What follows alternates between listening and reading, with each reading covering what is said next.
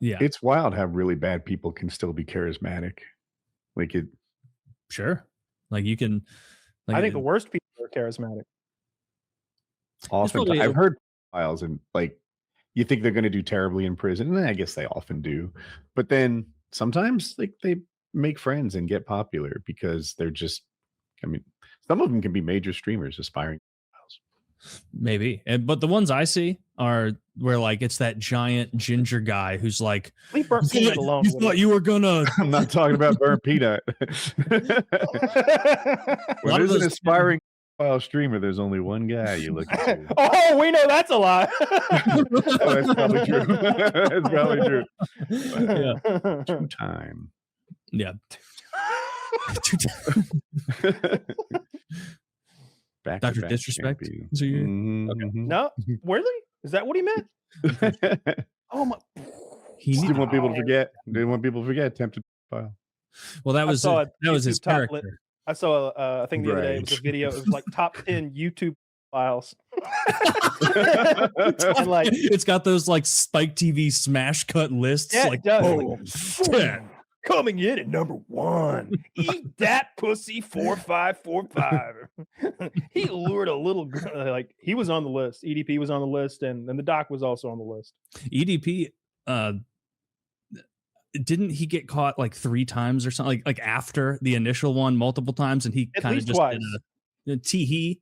At least twice. Like his was like particularly weird and embarrassing, and like how'd you fall for that? Because like he had taken pictures of his poop because like I guess he thought this underage girl was into poop. Well, she told him she was because the guys are clowning him, and then they made fun of his weight when they got there. And I'm pretty sure they were like, "And bring us some cupcakes.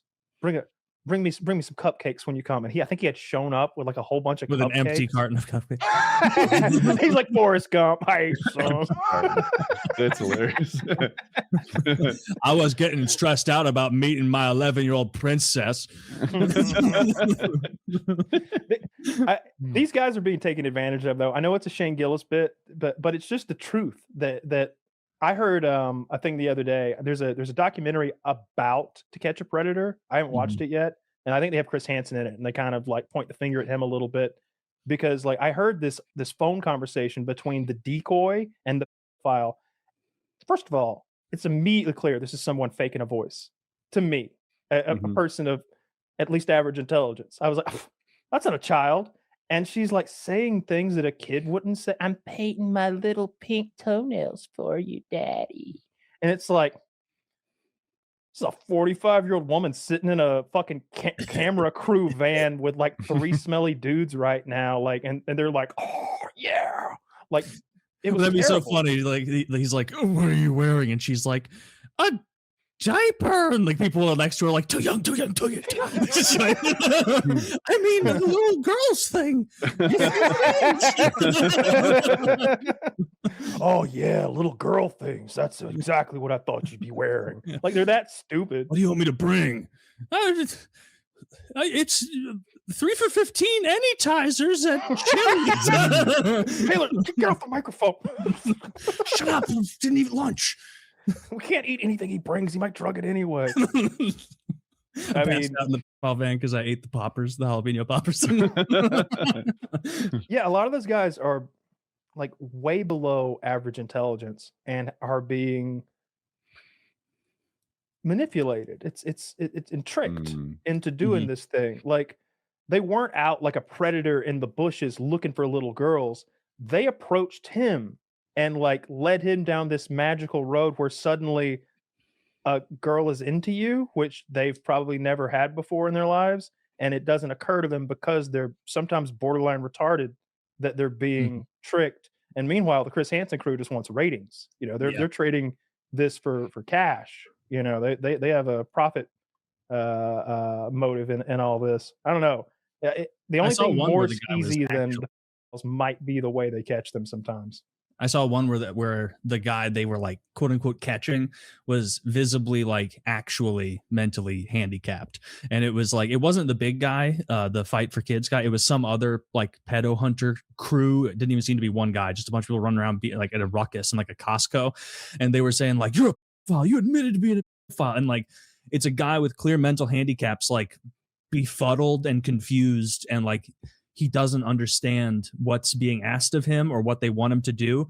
They're like, you just said it. You just said your file. You just said it to us. And he's like, I don't know. I am like, they're clear. Like he's in the mindset of like, maybe if I agree with what these people are saying, that I can go away. And so like they were trying to pretend this guy who's clearly just mentally handicapped that they entrapped was like seeking out children at Costco. Do you remember that TV show on Netflix, Making a Murderer? If that's not right. Yes, Brennan. Mm-hmm. Yeah. You remember the guy. Like they got him to confess to the murder, and he was really just trying to get home in time to do his homework. Watch wrestling. Watch wrestling. He was worried about school the next day, and here he is being accused of murder and just didn't seem to understand the situation. That those cops seem bad. Now, of course, we're watching a Netflix story about them, and I don't know if we got a fair representation of what went down, but it looked bad. And there was like, here's his uncle who claims that his nephew acted alone. The picture of the uncle, he has like a gold tooth and like a magic 8-ball as an eye. Like he's just the most sinister looking guy ever. It's like, oh, this guy's clearly like kind of the ringleader of whatever's going on. Yeah, that was, he ended up in jail, and he's still in jail, right? I think he got released, and then maybe they took him back again. I know there was a moment maybe 3 or 4 years after the documentary came out where they let him out, if not for good, for some period of time. I remember seeing him like walking out of prison, but they may have taken him back. I don't remember the specifics. Brendan Dassey. Yeah, let's see if he's still in.